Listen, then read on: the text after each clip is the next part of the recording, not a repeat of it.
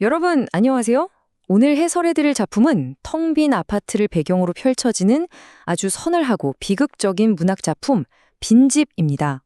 한 공간을 공유하면서도 서로 완전히 다른 감각의 세계를 살았던 두 사람, 그리고 그 감각의 단절이 어떻게 한 사람의 세계를 철저하게 무너뜨리는지 오늘 아주 깊이 파헤쳐 볼 텐데요.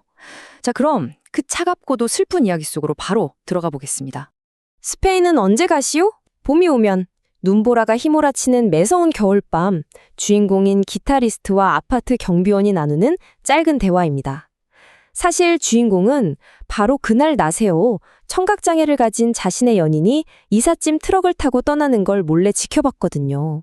하지만 그는 그 얼음장 같은 자신의 방으로 들어가기 직전까지도 이별의 참담한 고통을 인정하지 않습니다. 대신 스페인과 봄이라는 대답 뒤로 꽁꽁 숨어버리죠. 다가오는 비극으로부터 도망치려는 그의 깊은 현실 부정을 단적으로 보여주는 대목입니다. 주인공의 무너져가는 심리를 제대로 이해하려면요, 그가 마주한 물리적인 공간을 먼저 들여다봐야 합니다.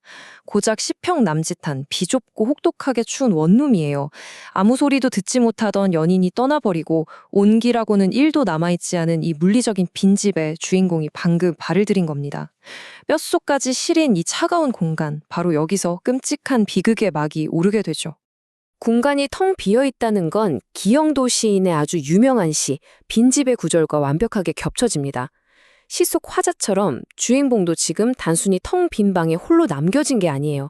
사랑을 잃었다는 사실조차 직시하지 못한 채 감정적인 공허함이라는 빈집에 자기 자신을 완전히 가두어버린 겁니다.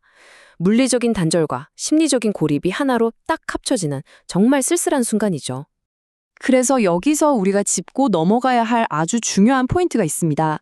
주인공에게 스페인은 그냥 나라 이름이 아니에요. 이건 일종의 방패이자 아주 강력한 현실 도피 수단입니다.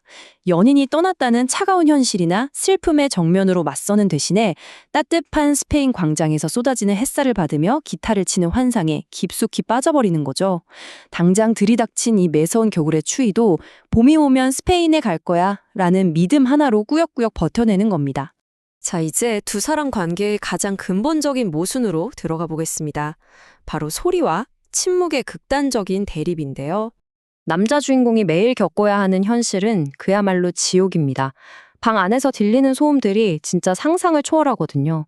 바깥에서는 경비원이 키우는 거위가 꽉꽉거리고 위층에서는 머리가 부서질 듯 쾅쾅 망치질을 해대고 베란다엔 생쥐들이 찌익거리고 심지어 이웃집에서 들려오는 가정폭력 비명까지.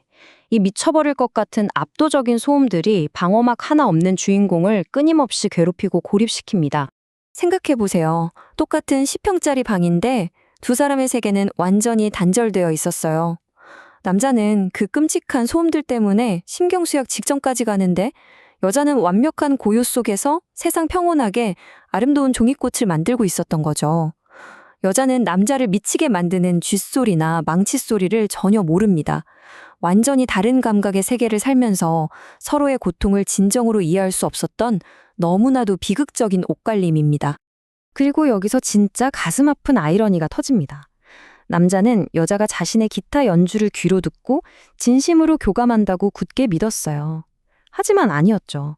여자는 단지 남자의 손가락이 움직이는 그 시각적인 율동감을 사람했던 겁니다. 그러다 그녀는 진짜 소리가 대체 어떤 건지 알지도 못하면서 사랑하는 남자가 만드는 그 미지의 소리를 미친 듯이 갈망하기 시작해요. 완벽하게 연결되었다고 믿었던 남자의 착각이 산산조각 나는 순간이 서서히 다가오고 있는 겁니다. 자, 다시 텅 빈 아파트의 현재 시점으로 돌아와 볼까요? 무거운 정적 속에서 남자가 키우던 고양이 점박이가 선반 위에서 책 한 권을 툭 떨어뜨립니다. 그리고 그 책갈피 사이에서 여자가 떠나기 전에 은밀하게 숨겨둔 편지 한 통이 스르륵 나오죠. 남자가 무심코 펼쳐둔 이 편지는요, 그가 지금까지 짐작했던 모든 이별의 이유를 송두리째 뒤집어 놓습니다. 편지에는 정말 충격적인 고백이 적혀 있었어요. 여자는 남자의 음악을 진정으로 느끼고 싶어 했습니다. 사랑하는 사람의 손가락이 만들어내는 그 진짜 소리를 단 한 번만이라도 듣고 싶어 했죠. 그런데 그 순수하고 간절했던 열망이 역설적이게도 그녀의 뇌를 망가뜨리며 끔찍한 신체적 고통을 유발하기 시작했던 겁니다. 사랑이 깊어지면 깊어질수록 고통의 크기도 걷잡을 수 없이 커져버린 거죠. 편지에 묘사된 그녀의 고통은 상상을 초월합니다. 구토를 유발하는 두통 때문에 얼음장 같은 찬물에 머리를 박고 그것도 모자라 머플러로 자기 머리를 침대에 꽁꽁 묶어야 할 정도였어요. 여러분, 여자가 그를 떠난 진짜 이유는 사랑이 식어서가 아니었습니다. 남자의 소리를 갈망할수록 자신이 철저히 파괴되는 생존을 위협하는 이 끔찍한 고통에서 살기 위해 처절하게 도망쳤던 겁니다. 편지의 충격적인 진실을 마주하며 남자가 멘탈이 바사삭 무너져 내리는 바로 그 순간. 이번에는 밖에서 폭력적인 외부 세계가 그의 텅 빈 방으로 무자비하게 들이닥칩니다. 눈 내리는 얼어붙은 밤, 이 아파트에 아주 기괴하고 혼란스러운 일들이 동시다발적으로 터지기 시작해요. 밤 10시, 유령처럼 방독면을 쓴 방역 직원이 갑자기 불쑥 찾아오고요. 15분 뒤엔 밖에서 식칼을 든 남자와 맨발로 도망치는 여자의 살육전이 벌어집니다. 그리고 11시 15분엔 등에 정체 모를 피를 잔뜩 묻힌 고양이가 돌아오죠. 슬픔을 추스를 틈조차 주지 않고 미쳐 돌아가는 현실이 방비가 풀린 주인공을 잔인하게 덮치는 겁니다.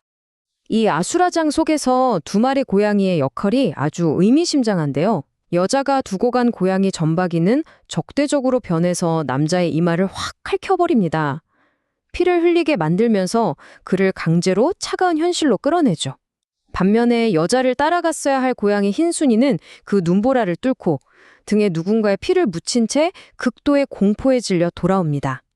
이 두 고양이는 충돌하는 현실과 곧 다가올 끔찍한 비극을 예고하는 전령사 같은 역할을 합니다. 이마에선 뜨거운 피가 주르르 흐르고 밖에서는 비명소리, 쥐소리, 망치소리가 미친 듯이 뒤섞여 진동을 합니다. 이 감각의 대혼돈 속에서 남자는 어떻게 할까요? 찢어진 셔츠로 피나는 이마를 질끈 동여매고 묵묵히 기타를 꺼내듭니다. 시력을 잃은 작곡가 로드리고의 아란회스 협주곡을 맹렬하게 연주하면서 세상의 모든 소음과 광기를 기어코 덮어버리려고 발버둥 치는 거예요. 정말 처절하고도 가슴이 찢어지는 명장면입니다. 자, 이제 감정적 타격이 정점에 달하는 소름 돋는 클라이맥스로 넘어갑니다. 맹렬했던 기타 연주가 끝나고 모든 것이 고요해진 후 남자가 빈집을 나서려는 찰나 옆집 TV에서 심야 뉴스가 흘러나옵니다. 그리고 이 혼란스러웠던 밤의 조각들이 아주 무자비하게 하나의 끔찍한 그림으로 맞춰지게 되죠. 얇은 벽을 넘어온 뉴스 앵커의 목소리는 참혹했습니다. 바로 그날 낮에 이삿짐을 싣고 아파트를 떠났던 트럭 한 대가 눈길에 미끄러져 추락했고 그 안에 타고 있던 20대 여성이 사망했다는 치명적인 소식이었죠. 그 순간 쿵 하고 남자의 심장이 철렁 내려앉으면서 그의 세계 전체가 일순간 꽁꽁 얼어붙어 버립니다. 여러분, 여기서 제일 소름 끼치는 포인트가 뭔지 아세요? 바로 시간 밤 10시입니다. 실제 사고는 초저녁인 6시에 일어났지만 참혹하게 부서진 트럭이 발견된 시간이 바로 밤 10시경이었어요. 이 시간, 뭔가 익숙하지 않나요? 맞습니다. 정확히 유령처럼 하얀 마스크를 쓴 귀괴한 소독원이 그의 방문을 두드렸던 바로 그 시간이에요. 그렇다면 그 불길한 방문객은 혹시 죽음의 사자였던 걸까요? 흰순이 등에 묻어있던 붉은 피는 과연 누구의 것이었을까요? 작가는 여기서 명확한 답을 딱 쥐어주지는 않습니다. 하지만 모든 정황과 소름 돋는 은유들이 그녀의 죽음을 가리키고 있죠. 남자 역시 뉴스 속 사망자가 그녀일지도 모른다고 직감하지만 본능적으로 절대 아닐 거라며 애써 부정하려 발버둥칩니다. 이 풀리지 않은 질문이 이야기를 끝없는 불안과 짙은 여운 속으로 몰아넣으면서 우리 마음속에 아주 강렬한 잔상을 남깁니다. 그리고 이야기는 모비우스의 띠처럼 다시 처음의 대화로 돌아옵니다. 눈 내리는 아파트 밖으로 걸어 나온 주인공은 텅 빈 집과 연인의 죽음이라는 이 끔찍한 현실을 등진 채 다시 한번 대답하죠. 봄이 오면 스페인으로 갈 거요. 감당할 수 없는 트라우마에서 살아남기 위해 현실 감각을 통째로 마비시키고 영원한 환상의 요새로 자기 자신을 깊숙이 가두어 버린 겁니다. 오늘 살펴본 이 서늘한 이야기가 우리에게 던지는 진짜 의미는 뭘까요? 감각의 차이로 인한 완벽한 오해, 상대를 파괴하고 마는 사랑의 끔찍한 역설, 그리고 도망칠 수 없는 지독한 슬픔까지. 주인공이 끝내 마주하지 못하고 도망쳐 나온 그 빈집은 어쩌면 상실을 겪어본 우리 모두의 외로운 내면일지도 모릅니다.